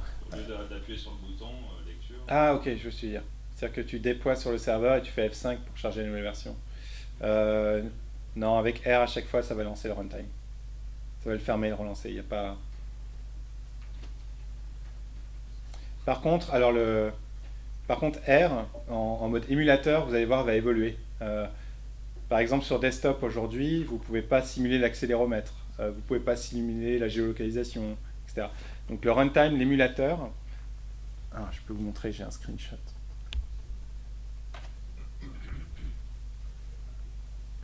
J'ai vu la spec, elle a été signée cette semaine, donc ça veut dire que ça va arriver.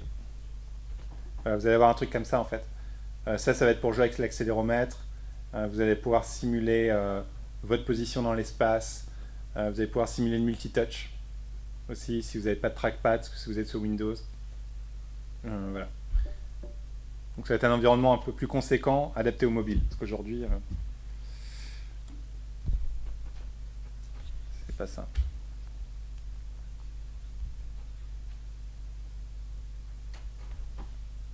Donc moi j'avais une question en fait au niveau du... J'ai fait un peu de R en fait. Ouais. Et c'est vrai que sous Mac, je suis sous Mac, et quand on appuie sur Play, si on n'a pas fermé l'instance précédente de l'application, il nous dit voilà, impossible de relancer. Et ça devient vite assez relou effectivement. En fait c'est la suite. Au niveau du workflow, ouais. Ouais. Donc est-ce qu'il y a quelque chose qui est prévu pour ça, ou est-ce que c'est toujours, faut fermer l'ancienne pour ouvrir la nouvelle? Alors il y a une astuce que j'utilise moi. C'est en fait en mode de développement, quand la fenêtre est désactivée, je ferme l'appli. En fait, il y a un événement qui est au niveau de l'appli, donc c'est un truc genre native application, .application, on rajoute un event listener qui est sur je sais plus, c'est un activate, deactivate, donc c'est event deactivate, quelque chose comme ça, qui repère en fait que on n'est plus en train de travailler sur le runtime R et ça la ferme. Voilà. Donc c'est ce que j'utilise en mode développement et vous pouvez faire. Enfin, bon. Mais en effet, sinon, il faut penser à la fermer, ça peut être un peu frustrant.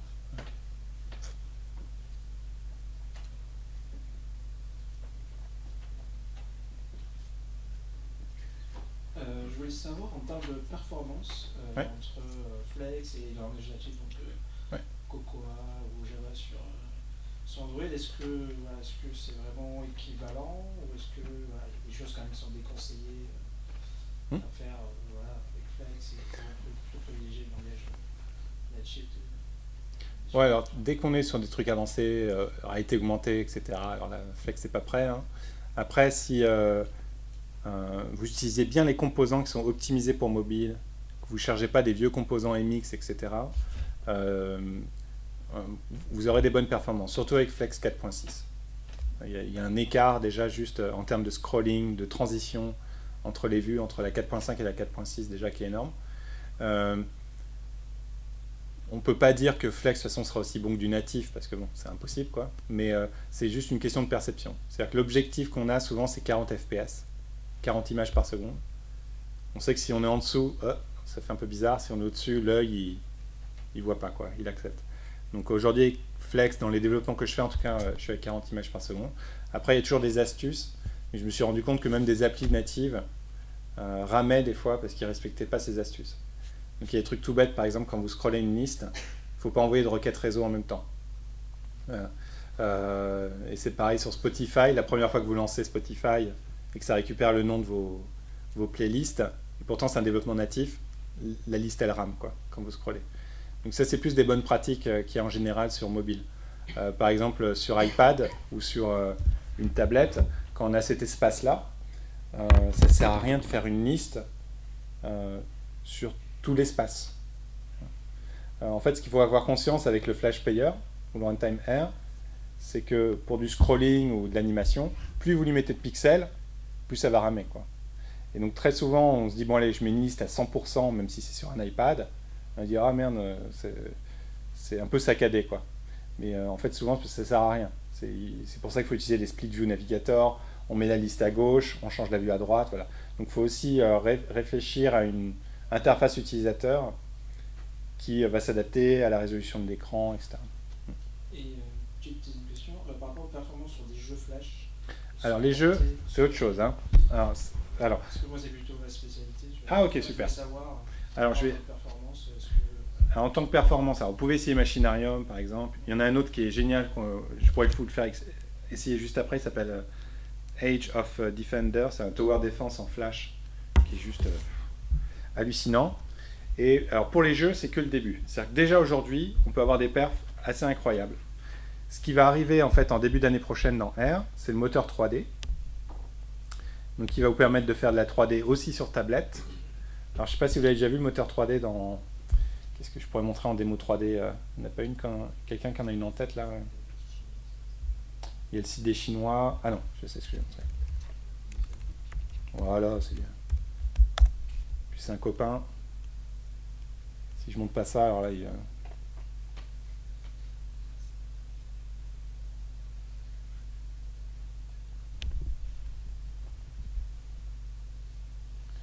Donc là, aujourd'hui, c'est dans le navigateur. Hein. Enfin, sur desktop, on va dire. Évidemment, l'idée, c'est d'avoir la même chose. Alors, ça va dépendre de votre carte graphique, évidemment. Si là, j'affiche 2 millions de polygones, sur l'iPad, on peut essayer, hein, mais ça va être plus dur. Mais l'idée, c'est que ça soit que le GPU qui travaille. Ouais, les petites particules, on a compris. Vas-y. Il arrive.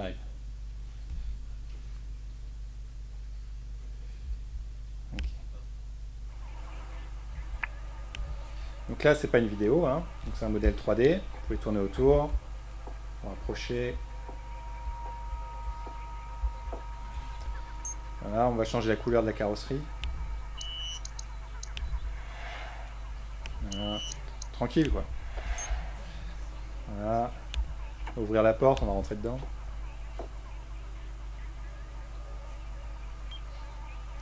Donc il m'a dit 15 jours pour modéliser l'intérieur, il m'a dit.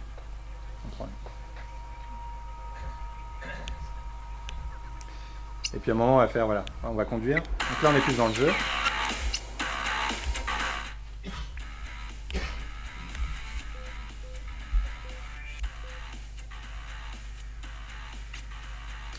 Donc là on est plus dans le jeu avec un petit truc physique.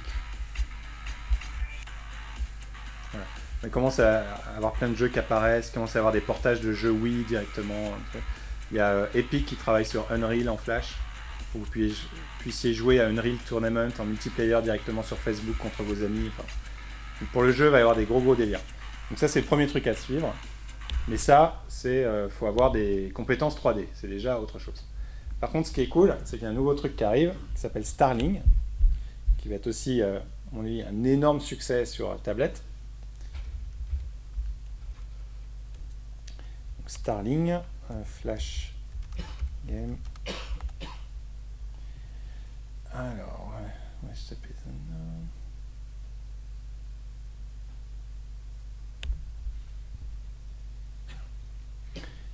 Qui permet en fait de vous continuer de développer avec des sprites, des jeux en 2D, mais ça va être accéléré par le GPU.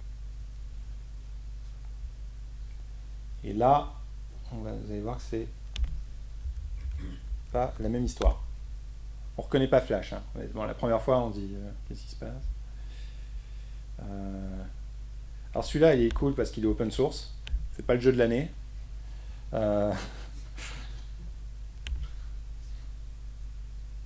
Mais ce qui est cool, c'est qu'il est open source. Vous pouvez regarder comment c'est fait. Ouais, j'ai pas bien compris le du jeu encore. Par contre, bon, c'est GPU, c'est 60 images secondes, quoi qu'il se passe. On sera à 60 images secondes aussi sur iOS et Android. Angry Birds a annoncé qu'ils avaient utilisé cette technique pour arriver sur votre desktop, dans Facebook aussi.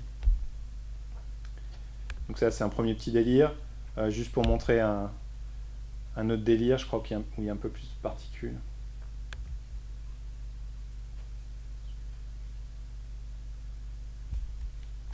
Là, bon, il n'y a pas vraiment de jeu en fait, mais il s'est un peu lâché au niveau des effets. C'est plus pour montrer combien de sprites on peut animer à l'écran, etc. Ok, donc j'attends des ennemis, sinon ça va être un peu trop simple. Ouais, c'est ça.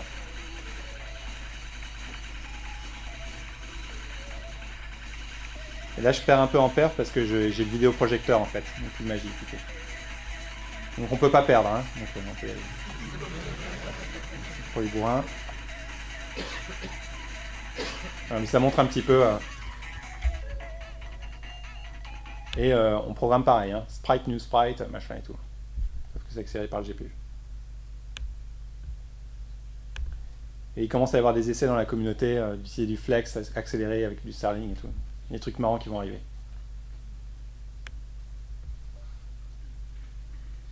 J'avais une petite question. Est-ce qu'on peut avoir des visuels qui sont différents en fonction de la plateforme? Par exemple, entre Android et l'iPhone, les visuels ne sont pas du tout identiques. Android, c'est plutôt dans les thèmes noirs, etc. Alors que l'iPhone va être tout blanc avec le menu. Ouais. Est-ce que c'est gérable facilement Alors, je vais te montrer une application. Par exemple, pour la sélection d'une date, hein, avec les rouleaux pour l'iPhone, Okay. Android a ses propres dates. Ouais. Alors, je vais montrer deux choses. J'ai déjà montré un premier truc que tu peux faire par défaut. Je vais lancer cette application qui est très simple sur Android. Donc, je suis fond gris aligné à gauche ici. Voilà. Et pour revenir, j'utilise le bouton Back Hardware, okay, parce que je suis sur Android. Donc ça, c'est un exemple qui est sur mon blog, si vous voulez récupérer les sources. Maintenant, je le fais sur iPhone. Je vais être sur fond bleu centré. J'ai un bouton Back qui a le style iPhone. Okay. Et ça, en fait, maintenant dans les feuilles de style, vous pouvez faire des media queries. Donc dire si je suis sur plateforme iOS, je veux utiliser ce style, je veux utiliser cette couleur, etc. etc. C'est exactement la question. Voilà. Donc, ça, c'est le premier truc. Ensuite, pourquoi ce mouvement chez Apache aussi, ça va être cool. C'est que la communauté sort des trucs de dingue. Vous regarderez par exemple les composants faits par KeepCore, ça montre le niveau que ce que peut produire la communauté par rapport à ce que nous on a le temps de produire en fait. Et le mouvement vers Apache, ça va être énormément de talents qui vont se rajouter au SDK. Et une autre librairie que je vous conseille, qu'est-ce que c'est ça? Ça il me le fait des fois. Il faut que je capte ce qui se passe avec Chrome, il m'embête avec ça. Donc c'est un truc qui s'appelle Eskimo. Vous importez un switch et un thème, et vous n'avez rien à faire. Donc automatiquement vous dites, voilà, là je veux afficher un choix de date, vous allez avoir le look iOS automatiquement, et sur Android l'autre look. Rien à faire. Une liste, on sélectionne, machin.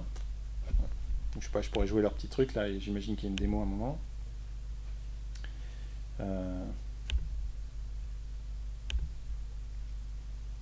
Voilà, dialog box, bon ça je sais pas trop, on va regarder. Voilà, le look iOS.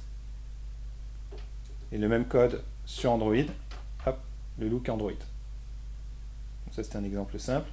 Les listes, c'est assez marrant. Modifier une liste, tac, vous allez avoir le petit truc à gauche pour supprimer. Donc c'est plus que du design, hein, c'est aussi le comportement pour supprimer. Là, sur iOS, il faut laisser longtemps, sur Android, on laisse longtemps le doigt et on clique sur supprimer. Et la bonne nouvelle, c'est qu'ils ont annoncé la semaine dernière que la librairie était open source et gratuite. Donc voilà typiquement le genre de truc qu'on va retrouver, j'imagine, à terme, dans les contributions Apache. D'accord. Je demande ça parce que on a des concurrents à nous qui ont pris une application donc, qui est multiplateforme, ouais. On voit qu'ils ont utilisé peut-être Flex, je sais pas. Et en fait, sur Android, on dirait un iPhone en fait. Ah ouais. Exactement la même forme, etc. Et au niveau ça, c'est pas possible. C'est vraiment horrible. Mais il y en a, et je suis surpris, hein, il y a plein d'applis sur Android, parce que moi je suis un gros consommateur Android. Il y a plein d'applis, on dira, ils n'ont pas fait l'effort. Mais même des grandes applis, hein, de grands noms, quoi. Ouais. Parce que c'est un effort, quoi. C'est pas que recompiler, quoi. Aller sur une plateforme, il faut connaître la plateforme, les habitudes des utilisateurs, la touche menu, par exemple, faire apparaître des paramètres sur le BlackBerry Playbook, c'est un swipe qui vient d'en haut. Voilà. Si on ne connaît pas ces conventions-là, on fait une expérience moyenne, quoi. Ça c'est sûr. Donc Flex mâche pas mal de travail, mais quand même, il faut apprendre, il faut tester sur les devices, ça change pas. Et dernière question avant le pot. Là, tu nous as promis un gros truc avec le pot, là. Oui, c'est bon, il est arrivé, hein, j'ai regardé, j'étais inquiet. Ouais, il y a des tucs. Tout va bien, quoi. Moi, je voudrais savoir quel est l'avenir moyen, voire long terme de Flash Builder. Quelles sont les évolutions qui vont être apportées? Alors, très bonne question. Est-ce que ça va être mis au niveau de Visual Studio, sans forcément atteindre la perfection de Visual Studio? Bah, déjà, je suis pas loin, parce que j'arrive à coder à une main. En Visual Studio, là, tu vises la crème. Oui, c'est la référence. Mais sans aller jusque-là, il y a des évolutions qui pourraient être apportées dans Flash Builder. Je voudrais savoir lesquelles sont dans les tuyaux actuellement. Ok, alors déjà, ce qu'on a rajouté, c'est tout ce qui est comment on appelle ça, coding productivity features, donc tout ce qui t'aide à coder plus vite, les raccourcis, etc., pour ramener au niveau d'un développement Java sous Eclipse. Tu as aussi plein de trucs qui sont super intéressants, comme des trucs tout cons. En fait, je ne sais pas si vous avez testé les Quick Assist, les Quick Tips, vous ne connaissez pas ça. Vous déclarez une variable, plutôt, alors on va dire je suis un string. Ok. Et vous apercevez que vous en avez besoin en dehors de la fonction. En fait, à tout moment, vous pouvez faire des quick assist, CTRL 1, et dire convertir en variable locale. Donc ça va vous la déclarer à l'extérieur. Et puis après, vous dites sur Toto, on va rajouter un. C'est pas un bouton. On va tricher, hein, faut pas jamais faire ça. Juste pour déclarer un élément interactif. Et du coup, sur Toto, on va déclarer un élément listener sur le clic. Et je fais on click Toto. Voilà. Donc là, normalement, vous tapez, machin et tout. Là, vous faites quick assist, génère event handler. Voilà. Donc ça, il y en a une cinquantaine. Maintenant, dans Flash Builder 4.6. Si vous avez 4.5, l'update est gratuite. Et en 4.5, celui-là y était, ouais. Donc il y en a une vingtaine de plus en 4.6. Donc ça déjà c'était un premier axe. Après là on est bloqué, c'est à cause du compilateur. Donc il faut attendre Falcon pour qu'on puisse avoir la même expérience de coding qu'en Java. C'est au fur et à mesure que je tape, j'ai le live code, etc. On travaille sur des trucs plus expérimentaux comme du reverse debugging, c'est-à-dire qu'en fait, vous débuguez en remontant le temps. Donc, quand vous avez un bug, hop, il va être remonté, enfin, truc assez innovant. Donc déjà, l'objectif, je dirais, faut pas être trop ambitieux, c'est d'arriver au niveau de coding Java dans Eclipse. Là, on n'est pas loin. Visual Studio, on verra après, c'est bien. Plus haut, c'est le soleil, hein, comme on dit, c'est au top, quoi. Mais, pourquoi pas. Est-ce qu'on peut se passer de SourceMate aujourd'hui? Alors, avec SourceMate, c'est intéressant, parce que SourceMate, en fait, maintenant, on travaille avec nous, au niveau de la roadmap, parce que la première fois qu'on a sorti ces trucs-là, bon, ils ont fait, on investit de la R&D, mais si 6 mois après, vous le faites, c'est pas terrible. Donc, SourceMate, en fait, maintenant, connaît notre roadmap sur Flash Builder à 1 an, pour toujours essayer de proposer le petit plus qui va vous aider. Donc aujourd'hui, ils font encore mieux que nous, les getter setters automatiques.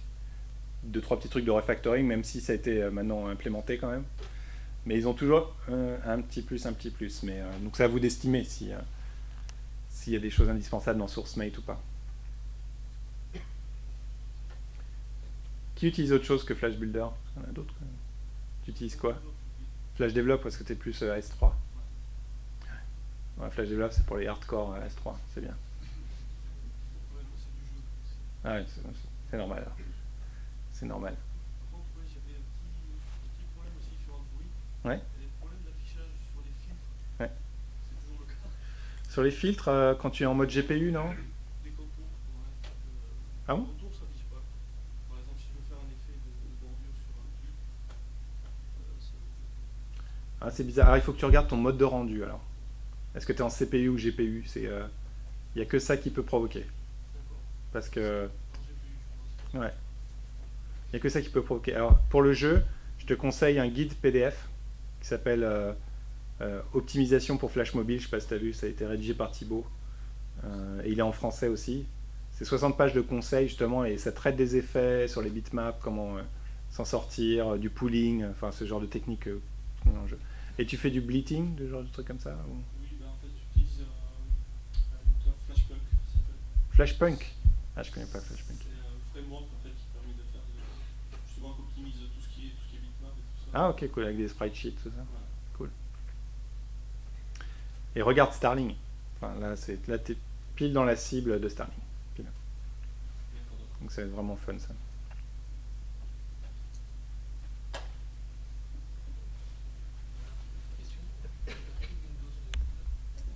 Ah, Windows Mobile, en fait, ouais. Est-ce que ça va venir? Seven, non.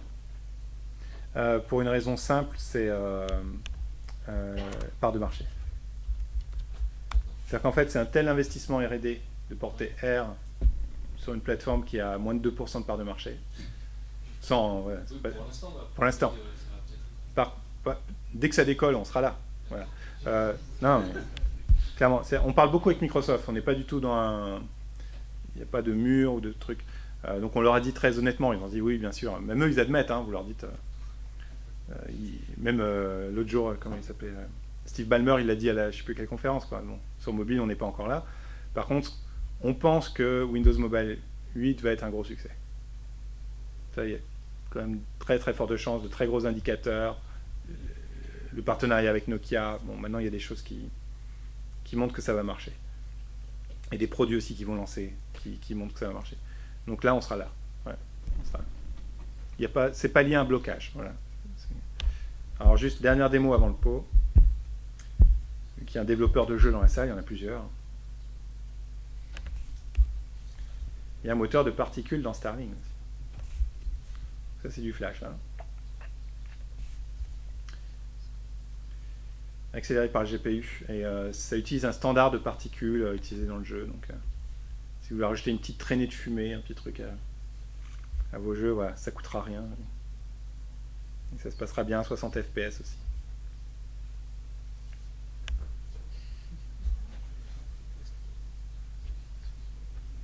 Ah oui, ça c'est voilà. Ça c'est les exemples de Thibaut, qui maintenant vit à San Francisco, mais qui choque un petit peu les Américains. Donc il fait des benchmarks avec des saucisses, tout ça. Ils comprennent pas. Mais ça vous montre, vous pouvez montrer, je sais pas, jusqu'à 1000 sprites animés. Il n'y a aucun ralentissement, quoi.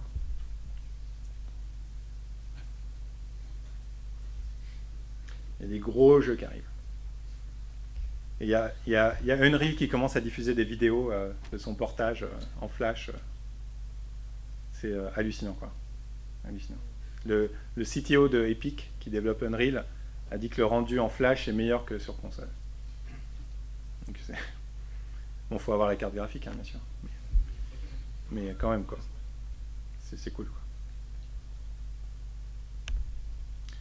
Donc voilà, donc je vous propose d'aller... c'est où le pot? C'est juste derrière, j'imagine? Juste derrière, hein, on sort.